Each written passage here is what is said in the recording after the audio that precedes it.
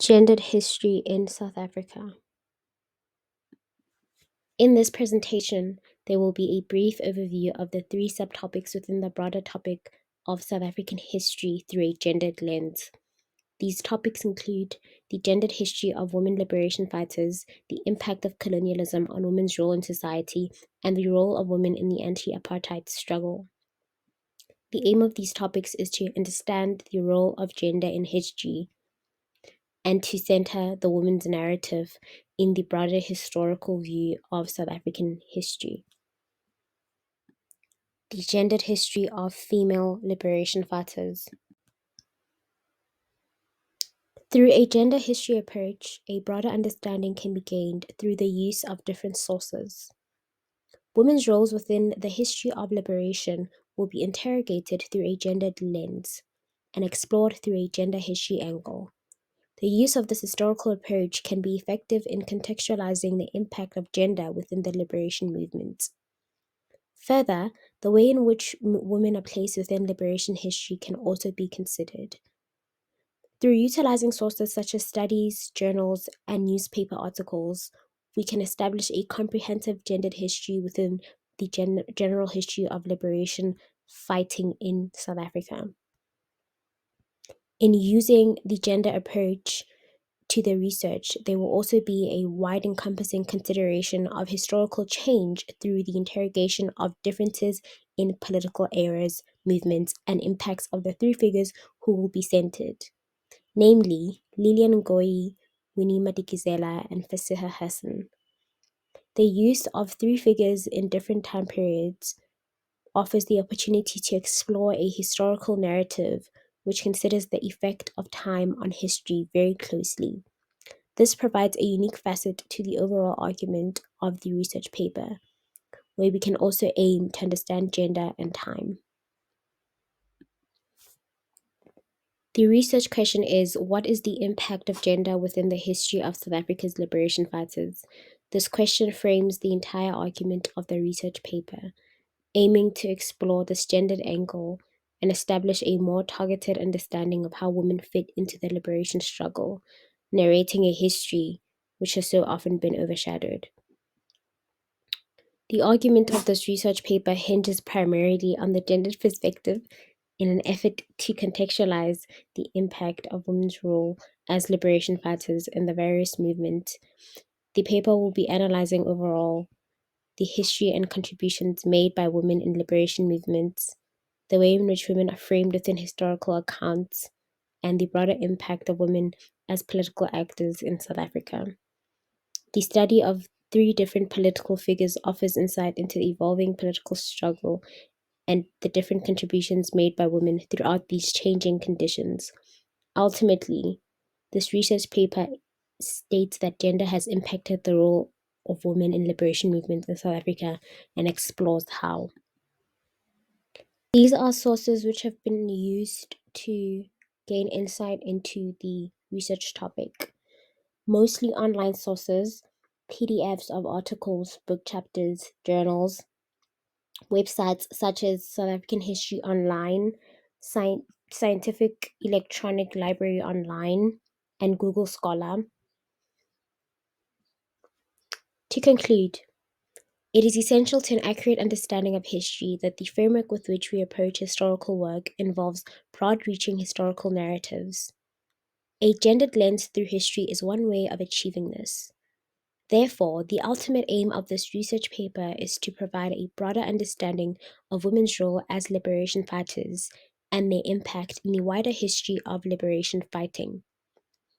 Through the gendered approach to this historical research, we can also gain insight into the significance of women's gender in history, the framing of their legacy, and their legacies within movements they were involved in.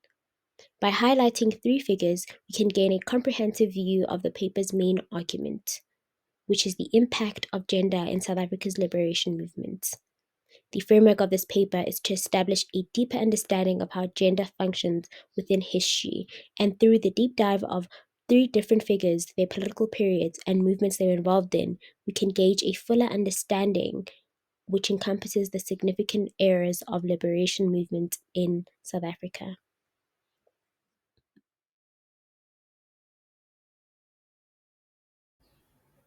Hi, my name is Runai Duplessis, and today I'll be taking you through my assignment.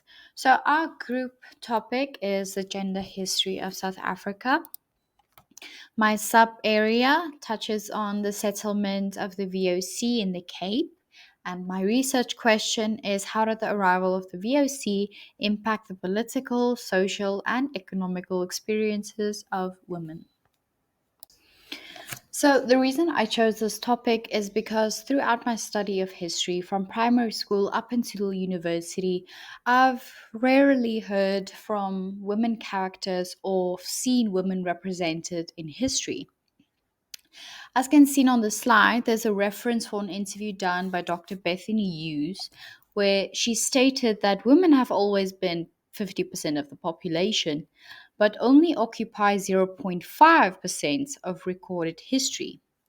Well, this is quite problematic because it furthers the patriarchal views of women being mere bystanders in history, and the lack of representation of women furthers the idea that women are only negative or either irrelevant characters in life and in history.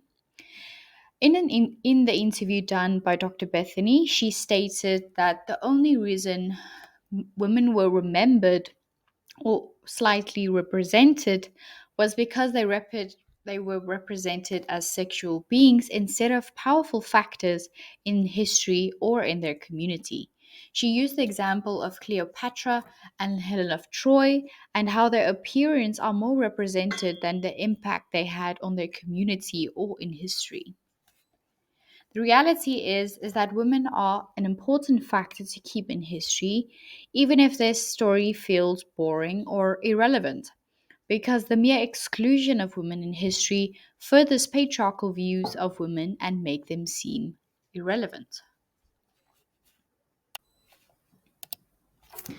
So, for my assignment, I will be using the gender approach, which is the analysis and observation of cultural, political, and economical differences that make a position and the environment of women and men that lead to discrimination, inequality, and social exclusion. A key factor that I found that was necessary for me to have an accurate assignment was to use time periods or years as a guideline. So, first off, I chose the 1500s up until 6052. This section I will be focusing on getting information about the social, political, and economical states of the Dutch and South African populations. 1652 will be my main marker, which is the year the VOC arrived in the Cape. And the 17s up until the 1840s, I will use or provide evidence of these shifts in political, economical, and social structures.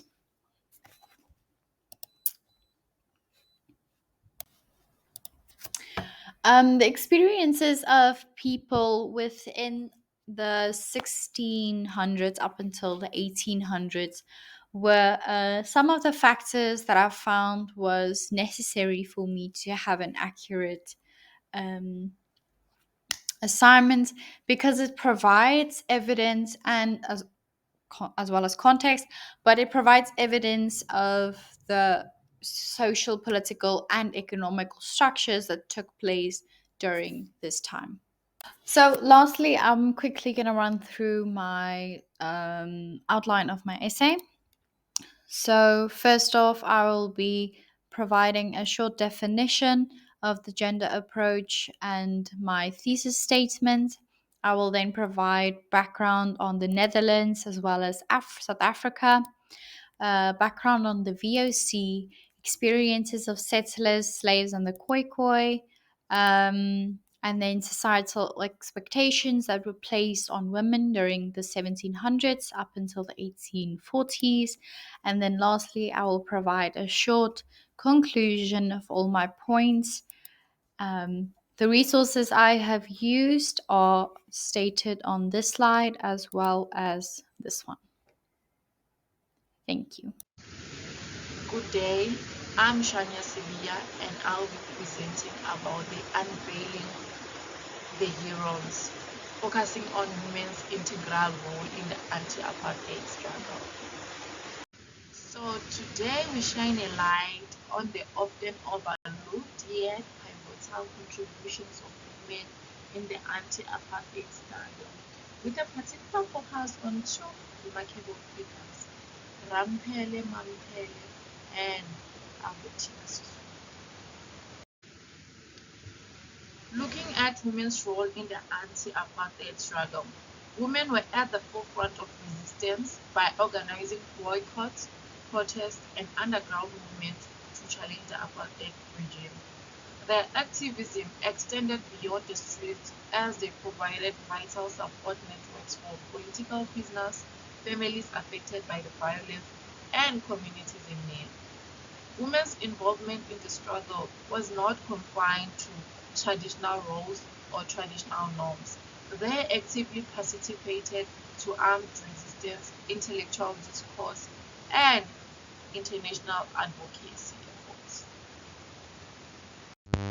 Let's look at the key figures. The first key figure is Mampela Rampele, a trailblazing activist, academic, and political leader. Rampele's journey embodies the spirit of resilience and determination in the face of adversity. As a student, she played a pivotal role in organizing protests against apartheid policies, leading to her arrest and subsequent banishment. Following her exile, she continued her activism on the international stage, advocating for sanctions against the apartheid regime and raising awareness about the plight of South Africans. After the fall of apartheid, she remained committed to social justice and democracy, serving as a prominent public figure and found various initiatives aimed at addressing inequality and poverty.